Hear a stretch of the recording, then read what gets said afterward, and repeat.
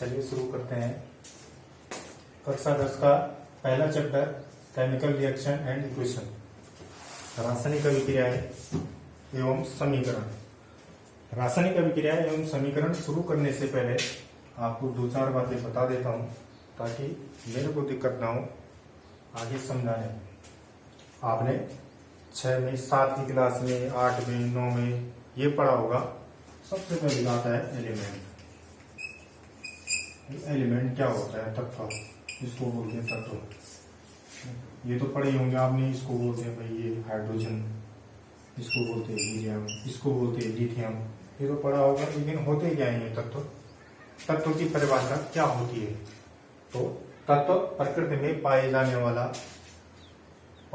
वाला सबसे शुद्ध पदार्थ होता है। सबसे शुद्ध अवस्था होती है पदार्थों में, तत्व कहलाता है। जो प्रकृति में क्या होता है, सबसे शुद्ध अवस्था में पाया जाता है, क्या कहलाता है? तत्व कहलाता है। आ रहा समझ में? तत्व क्या होता है? प्रकृति में क्या होता है? सबसे शुद्ध अवस्था में पाया जाता है। ठीक है, सभी शुद्ध पदार्थ के अवयव, यानी जितने भी पदार्थ है, यहाँ पे पदार्थ किसे बोलते हैं? पदार्थ उसको बोलते हैं जिसका अपना द्रव्यमान होता है। ठीक है, क्या और जो क्या करता है? स्थान घेरता है, क्या कहलाता है? तत्व पदार्थ कहलाता है। तो पदार्थ छोटा भी हो सकता है, पदार्थ बहुत बड़ा भी हो सकता है। जैसे हम क्या है? पदार्थ का क्या है? एक भाग है, क्योंकि हमारा क्या है? द्रव्यमान है। हम क्या कर रहे हैं? स्थान घेर रहे हैं। आपके चारों ओर जो कुछ भी दिखाई दे रहा है वो किसका भाग है भाई? एक पदार्थ का भाग है। उसी पदार्थ में से एक भाग क्या होता है? तत्व का होता है, एलिमेंट होता है। ये एलिमेंट उस पदार्थ का एक ऐसा भाग होता है कि जो प्रकृति में सबसे शुद्ध अवस्था में पाया जाता है। अब इस तत्व में भी बहुत सारी चीजें होती है। जैसे हम छोटी सी बात करें, जैसे हाइड्रोजन है। अब इस हाइड्रोजन के अंदर भी बहुत सारी चीजें होती है।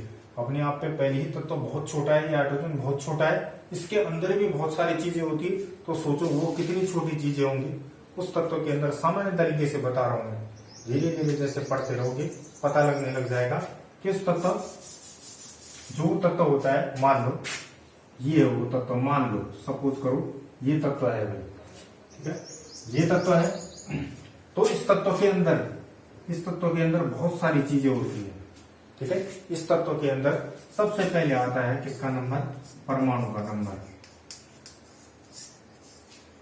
तत्व के अंदर सबसे पहले आता है परमाणु का नंबर, एटम का नंबर। ठीक है, परमाणु का नंबर आता है सबसे पहले पदार्थ की। आगे पढ़ेंगे आप, आगे क्लास या 9th में आपने पढ़ा होगा कि परमाणु के बारे में, एटम के बारे में पढ़ा होगा आपने कि एटम किसे बोलते हैं, परमाणु किसे बोलते हैं? स्वतंत्र अवस्था में पाया जाता है। तत्व की एक इकाई है। किसकी इकाई है? तत्व की इकाई है। और सबसे कैसे अवस्था में पाया जाता है? स्वतंत्र अवस्था में पाया जाता है, परमाणु कहलाता है। ठीक है, हाइड्रोजन तत्व है, लेकिन मैं इसको बोलूंगा हाइड्रोजन भी परमाणु है।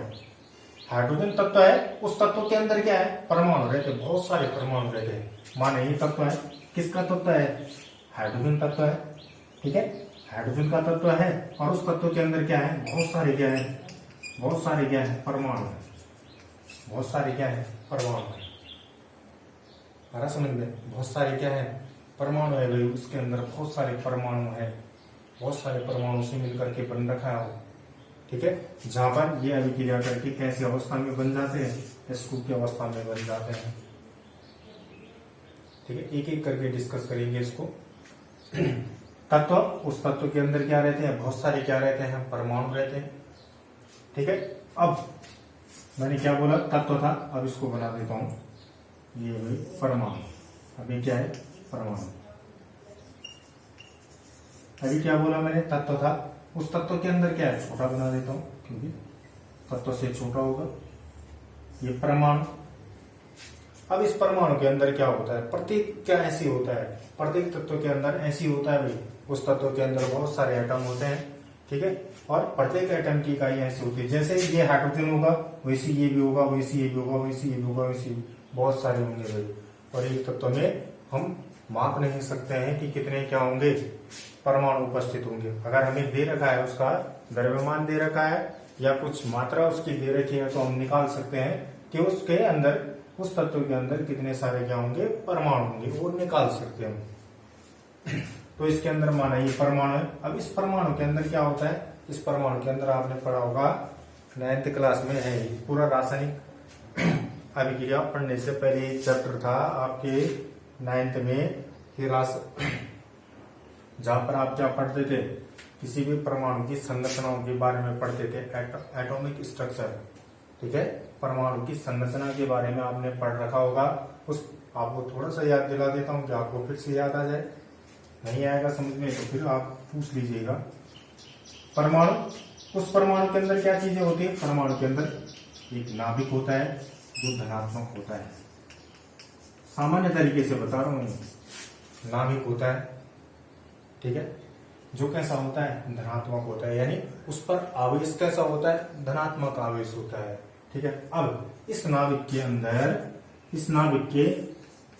अंदर क्या चीजें होती है? इस नाभिक के अंदर होता है प्रोटॉन और न्यूट्रॉन।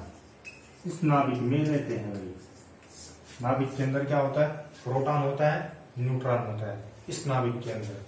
ठीक है, और इस नाभिक के जो भार होते हैं, ठीक है, भार इनके लिए बोलते हैं कोश। इनको क्या बोलते हैं? कोश बोलते हैं। और इन कोशों में क्या पाए जाते हैं? इलेक्ट्रॉन पाए जाते हैं। यहाँ तक क्लियर हो जाना चाहिए। ये आपने पहले ही क्लास में पढ़ रखा होगा कि भाई एक तत्व होता है, उस तत्व वो तत्व क्या होता है? बहुत सारे परमाणु से मिलकर के बना होता है। और एक तत्व के परमाणु क्या होते हैं? एक जैसे होते हैं। माना इसके अंदर 100 हाइड्रोजन के परमाणु है तो सबकी संरचना एक जैसे होगी। उनका रूप, उनका रंग, उनका आकार सब कुछ एक जैसा होगा। आकृति और आकार सब कुछ एक जैसा होगा। अब एक परमाणु के अंदर मैंने क्या बताया, क्या चीजें होती है? एक परमाणु में क्या होता है? परमाणु कैसा होता है? उस परमाणु में एक धनावेशित नाभिक होता है, जैसे हमारी नाभि होती है ना, केंद्र में होता है। तो ऐसी परमाणु की केंद्र में क्या होता है? धनात्मक होता है, धनात्मक आवेश होता है। उस धनात्मक आवेश के अंदर क्या क्या चीजें होती है? उस धनात्मक आवेश के अंदर प्रोटॉन होता है, न्यूट्रॉन होता है। ठीक है, प्रोटॉन भी होता है, न्यूट्रॉन भी होता है। ठीक है, और इलेक्ट्रॉन कहाँ होते हैं? उस नाभिक के बाहर वृत्तीय कोश होते हैं और उन कोश के चारों ओर क्या पाए जाते हैं? इलेक्ट्रॉन पाए जाते हैं। ठीक है, ये नोट कर लेना, शॉर्टकट में नोट कर लेना है। आपने क्या लिखना है? पहले क्या लिखोगे भाई? तत्व लिखोगे, ठीक है, परमाणु लिखोगे, इनकी परिभाषाएं लिखोगे।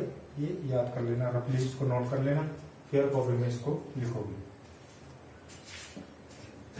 फटाफट नोट करो।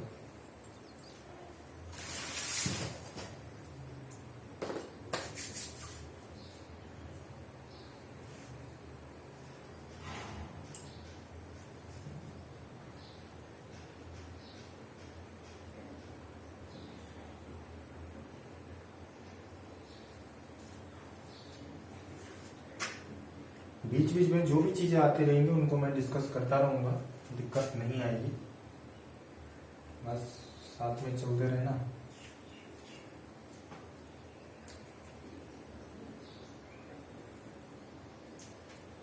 हो गया होगा।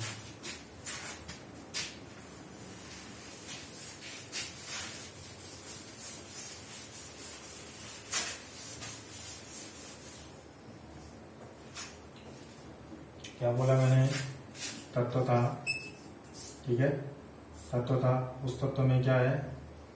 तत्व में क्या है? बहुत सारे परमाणु, ठीक है, जिनका आकार व आकृति एक जैसी, ठीक, जिनका आकार और आकृति एक जैसी होगी। ठीक है, आ रहा समझ में? जो परमाणु होगा, उस परमाणु में क्या होते हैं? इलेक्ट्रॉन, प्रोटॉन और न्यूट्रॉन।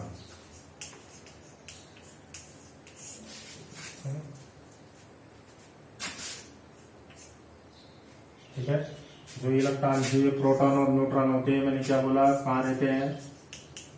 नाभिक में रहते हैं। ठीक है, इस नाभिक में कैसा आवेश होता है? धनात्मक आवेश होता है। इलेक्ट्रॉन का बोला वृत्ताकार कोश में। इलेक्ट्रॉन कहाँ होते हैं? वृत्ताकार कोश में होते हैं। और इस पर कैसा आवेश होता है? ऋणात्मक आवेश होता है। ठीक है। प्रोटॉन पर कैसा आवेश होता है? धनात्मक आवेश। न्यूट्रॉन पर कोई आवेश नहीं, ये न्यूट्रल होता है। इसको नोट कर देना।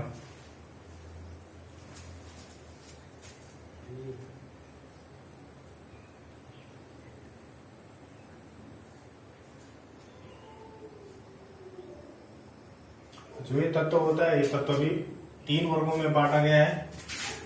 धातुओं के बारे में आपने सुना होगा, नहीं तो हम यहां भी पढ़ेंगे उसको। हमारे पास चैप्टर है धातु अधातु। मुख्य तरीके से धातु और अधातु। एक उपधातु भी होता है, तीसरा वर्ग इसका उपधातु भी होता है, जो धातु और अधातु के गुणधर्मों को क्या करता है? अपने में समायोजित कर देता है। उपधातु भी होता है।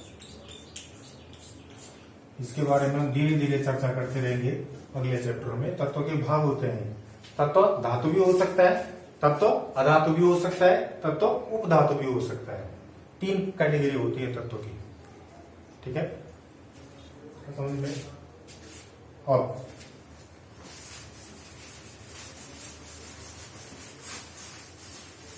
थोड़ा सा एक और, जैसे आपने पढ़ा होगा कंपाउंड, यौगिक किसे बोलते हैं भाई? यौगिक आपने छोटी क्लासों में पढ़ा होगा कि यौगिक किसे कहते हैं।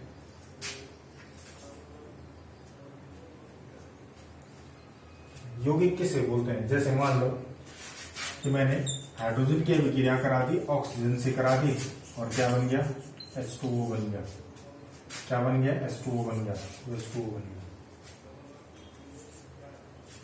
ये बन गया। जैसे ये क्या था अपने आप पे? एक तत्व था, हाइड्रोजन का तत्व था, ये ऑक्सीजन का तत्व था, और ये हाइड्रोजन ऑक्सीजन मिल करके क्या बना देते हैं? इसको यौगिक बोलते हैं। जल बनाते हैं, यौगिक। क्या बना देते हैं? एक कंपाउंड बनाते हैं, एक यौगिक का निर्माण करते हैं। तो क्या बोलोगे? तो यौगिक के पर 2 या 2 से अधिक तत्वों को जब निश्चित अनुपात में मिलाया जाता है, 1:8 का अनुपात होता है भाई यहाँ पे, ऑक्सीजन और हाइड्रोजन का 1:8 का अनुपात, 1:8 का अनुपात होता है जब जल का अणु बनता है। ठीक है। यौगिक किसे कहते हैं? 2 या 2 से अधिक तत्वों को जब एक निश्चित अनुपात में मिलाया जाता है तो जो पदार्थ बनता है उसको यौगिक बोलते हैं। हो सकता है उस यौगिक, जो यौगिक बना है उसके गुण धर्म क्या है? इन दोनों के गुण धर्मों से क्या हो? बिल्कुल अलग हो। सभी हो सकता है अलग, और अधिकतर क्या होते हैं? अलग होते हैं उसके गुण धर्म। ये जल है, इसके कुछ गुण धर्म कुछ और होंगे भाई। जल का उपयोग हम पीने के लिए करते हैं। ठीक है। जल का उपयोग सिंचाई के लिए करते हैं, बहुत तरीके के लिए करते हैं जल का उपयोग। हाइड्रोजन का उपयोग थोड़ी करते हैं पीने के लिए, ऑक्सीजन का उपयोग पीने के लिए नहीं करते हैं, ऑक्सीजन का उपयोग सांस लेने के लिए करते हैं। ठीक है, आ रहा समझ में? ऑक्सीजन का उपयोग कैसे करते हैं? सांस लेने के लिए करते हैं। आ रहा समझ में? जबकि जल का उपयोग कैसे करते हैं? हम पीने के लिए करते हैं। तो इसके गुण धर्म क्या है? अलग है। इनके गुण धर्म क्या है? अलग है। ये यौगिक बन गया। किसे बोलते हैं यौगिक? 2 या 2 से अधिक तत्वों को किसी निश्चित अनुपात में मिलाया जाता है तो क्या बनता है? यौगिक बनता है। क्या बनता है? यौगिक बनता है। एक आता है मिश्रण, जब 2 या 2 से अधिक पदार्थों को या तत्व को किसी भी अनुपात में मिला देते हैं उसको मिश्रण बोलते हैं। किसी भी अनुपात में, उसकी चर्चा हम बाद में करेंगे। ये 2 चीजें, यहाँ तक किसी को दिक्कत नहीं होनी चाहिए। अब आते हैं अपने टॉपिक पे, रासायनिक अभिक्रियाएं और समीकरण। ठीक है। अब रासायनिक अभिक्रिया और समीकरण। सबसे पहले समीकरण किसे बोलते हैं भाई? इक्वेशन किसे बोलते हैं? आपने पढ़ा होगा, मैथ्स में पढ़ा होगा, ये समीकरण है, ये इक्वेशन है। किसे कहते हैं इक्वेशन? समीकरण किसे बोलते हैं? समीकरण उसको बोलते हैं जिसके 2 पक्ष होते हैं। जिसके क्या हो? 2 पक्ष हो भाई। ठीक है। एक लेफ्ट साइड और एक क्या हो? Right side. जिसके 2 पक्ष होते हैं बस उसको समीकरण कहते हैं। ठीक है। गणित में आज तक आपने समीकरण ऐसा पढ़ा होगा बराबर, या ऐसा पढ़ा होगा, या ऐसा पढ़ा होगा। अभी तक अगर पढ़ा होगा तो ऐसा पढ़ा होगा, बराबर किधर कुछ रहा होगा, हो सकता है 0 रहा होगा, कुछ रहा होगा। आपने वो समीकरण थे, वो समीकरण थे आपके, क्योंकि 2 पक्ष थे, एक इधर था, एक क्या था? इधर था। वो समीकरण थे। ठीक है भाई। ठीक है। तो ऐसी रासायनिक जब हम समीकरण पढ़ते हैं तो रासायनिक समीकरण में इस चिन्ह का प्रयोग करते हैं जी। इसके भी दो पक्ष हो गए, एक इधर की तरफ जो भी रहा होगा, इधर की तरफ जो भी रहा होगा, उसको क्या बोलते हैं? समीकरण बोलते हैं। आ रहा समझ में? एक बायां पक्ष होता है, एक दायां पक्ष होता है। समीकरण कहलाता है जिसके क्या होते हैं? दो पक्ष होते हैं, उसी को समीकरण बोलते हैं। समीकरण उसको बोलते हैं जिसके क्या होते हैं? दो पक्ष होते हैं। तो कहां से कहां पहुंच जाते हैं, कहां से शुरुआत करनी चाहिए, कहां पहुंच जाते हैं, सब कुछ तुम लोगों के लिए होता है कि बीच में तुम्हें दिक्कत ना हो, इसे शुरू से चलना पड़ता है। ठीक है भाई। फिर रासायनिक अभिक्रिया। रासायनिक अभिक्रिया क्या होती है भाई? अच्छा, रासायनिक अभिक्रिया करने से पहले सामान्य तरीके से जैसे मैं बोलूं, ये कोई पदार्थ था, उसने बी बनाया, तो मैं इसको क्या बोलूंगा? रिएक्टेंट बोलूंगा। इसको क्या बोलते हैं? रिएक्टेंट्स बोलते हैं। इसको क्या बोलते हैं? प्रोडक्ट बोलते हैं। इसको अभिकारक बोलते हैं। इसको क्या बोलते हैं? उत्पाद बोलते हैं। वही तो चाबी थी यार। इसको अभिकारक बोलते हैं, इसको क्या बोलते हैं? उत्पाद बोलते हैं। ठीक है, बाएं वाले को अभिकारक बोलेंगे, दाहिने वाले को क्या बोलते हैं? उत्पाद बोलते हैं। ये ध्यान रखना। बाईं तरफ वाले को क्या बोलते हैं? इस तीर के बाईं तरफ वाले को क्या बोलते हैं? अभिकारक कहते हैं। दाहिने तरफ वाले को प्रोडक्ट, उत्पाद कहते हैं। ठीक है। अब रासायनिक अभिक्रिया क्या होती है? जब दो या दो से अधिक पदार्थ मिलकर एक या एक से अधिक नए गुणधर्म वाले पदार्थों का क्या कर देते हैं? निर्माण कर देते हैं। जब दो या दो से अधिक पदार्थ मिलकर के, जब दो या दो से अधिक पदार्थ मिलकर के क्या करते हैं? एक या एक से अधिक नए पदार्थों और नए गुणधर्म वाले, नए पदार्थ नहीं बल्कि नए गुणधर्म वाले पदार्थों का क्या करते हैं? निर्माण करते हैं। ठीक है। मान लो ए और बी ने अभिक्रिया की और क्या बना दिया? सी और डी बना दिया। ये क्या थे? ये क्या थे? दो या दो से अधिक पदार्थ थे, उन्होंने क्या बना दिया? दो या दो से अधिक पदार्थ बना दिए, या दो बना दिए, या दो से अधिक पदार्थ बनाए। दो भी हो सकते हैं, एक भी हो सकता है, दो भी हो सकते हैं, तीन भी हो सकते हैं, कितने भी हो सकते हैं। ठीक है। दो या दो से अधिक पदार्थ मिलकर जब क्या करते हैं भाई? क्या करते हैं? एक या एक से अधिक नए गुणधर्म वाले पदार्थों का क्या करते हैं? निर्माण करते हैं। उसको क्या बोलते हैं? रासायनिक क्या बोलते हैं? अभिक्रिया, केमिकल रिएक्शन। ये केमिकल रिएक्शन कहलाती है। आ रहा समझ में? अभी जैसे मैंने एग्जांपल लिया था, जैसे हाइड्रोजन और ऑक्सीजन के संयोग से किसका बनना? H2O का बनना। किसका बनना? H2O का बनना, जल के अणु का बनना। अब इस रासायनिक अभिक्रिया के दौरान क्या होता है? अवस्था में परिवर्तन होता है। अवस्था में परिवर्तन। अवस्था किसको बोलते हैं? अवस्था। अवस्था तीन प्रकार की होती है, सॉलिड, लिक्विड और तीसरी होती है गैसियस फॉर्म। ठीक है। ठोस अवस्था, द्रव अवस्था और गैस अवस्था, इनमें परिवर्तन हो सकता है। हो सकता है कि जो अभिकारक पदार्थ रहे होंगे वो क्या रहे होंगे? द्रव रहे होंगे, उन्होंने मिलकर के एक गैस का निर्माण किया होगा। हो सकता है अभिकारक पदार्थ क्या रहे होंगे? गैस या परावस्था में रहे होंगे, उन्होंने किसका निर्माण किया होगा? ठोस का निर्माण किया होगा। कोई भी बन सकता है इनमें से, कुछ भी हो सकता है। अभिकारक कुछ भी हो सकता है, उत्पाद कुछ भी हो सकता है, कोई बाध्यता नहीं है। लेकिन रासायनिक अभिक्रिया कुछ निश्चित गुणधर्मों का पालन करती है। ऐसा नहीं होगा कि किसी की भी रासायनिक अभिक्रिया किसी से भी करा दी जाए, ऐसा संभव नहीं होता है। कुछ निश्चित गुणधर्म होते हैं भाई, विशिष्ट प्रकृति का होता है। ठीक है। विशिष्ट जानते हो? विशिष्ट जानते हो? जो ऐसी प्रवृत्ति या ऐसी प्रकृति, किसी भी चीज की ऐसी प्रकृति होती है कि जो क्या करते हैं? निश्चित गुणधर्मों का क्या करता होगा? पालन करता होगा। कोई भी गुणधर्म, कोई भी विशिष्ट आदमी है, हम उसको बोलते हैं विशिष्ट प्रकृति का है। विशिष्ट इसलिए क्योंकि वो उसके गुणधर्म को बताता है कि उसके अंदर ऐसे गुण है कि वो विशिष्ट, कुछ दूसरे से क्या है? हट करके, कुछ दूसरे से क्या है? वो हट करके, इसलिए वो विशिष्ट प्रकृति का है। हरा समझ में? ठीक है। तो सॉलिड, लिक्विड और गैस, ये तीन अवस्थाएं होती है और इन तीन अवस्थाओं में से कुछ भी हो सकता है। अभिकारक पदार्थ कुछ भी हो सकते हैं। ठीक है। उत्पाद इन तीन अवस्थाओं में से क्या हो सकते हैं, कुछ भी हो सकते हैं। ठीक है, यानी रासायनिक अभिक्रिया के दौरान अवस्था में परिवर्तन होता है, रंग में परिवर्तन होता है, हो सकता है ये कुछ और रंग का रहा होगा, ये कुछ और रंग का रहा होगा, जल कुछ और रंग का, जल रंगहीन होता है भाई, आ रहा है समझ में। ठीक है, तो अवस्था में परिवर्तन होता है, और ये किस में परिवर्तन, रंग में परिवर्तन हो सकता है, तापमान में परिवर्तन, तापमान का अभी आगे पढ़ेंगे आप। तो दो प्रकार की विक्रिया हो सकता है, यहाँ ताप कम रहा होगा, या विक्रिया के बाद जब उत्पाद बना होगा वहां ताप क्या हो गया होगा, अधिक हो गया होगा। हो सकता है यहाँ ताप अधिक रहा होगा, और अभिक्रिया के दौरान जब उत्पाद बना होगा वहां ताप क्या हो गया होगा, कम हो गया होगा। तो आगे पढ़ेंगे इन दो अभिक्रियाओं के बारे में, हम आगे पढ़ेंगे। ताप के आधार पर दो प्रकार की अभिक्रियाएं होती है, उसको आगे पढ़ेंगे। ठीक है, तो ऐसा हो सकता है, अवस्था में परिवर्तन हो सकता है, रंग में परिवर्तन हो सकता है, तापमान में परिवर्तन हो सकता है। ठीक है, होता आज के लिए इतना। आज शुरू का दिन था, और हमारे साथ बने रहेगा, रोज आपको एक वीडियो बना के दूंगा। ठीक है, कक्षा 10 का आज ये साइंस का था, और कक्षा 10 वालों के लिए मैथ्स का भी लाऊंगा, कक्षा 12 वालों के लिए केमिस्ट्री भी का भी वीडियो बनाऊंगा, और मैथ्स का भी वीडियो बनाऊंगा। आप बने रहेंगे साथ में, साथ साथ काम करते रहेंगे। आपको कोई भी दिक्कत होगी पूछ लीजिएगा।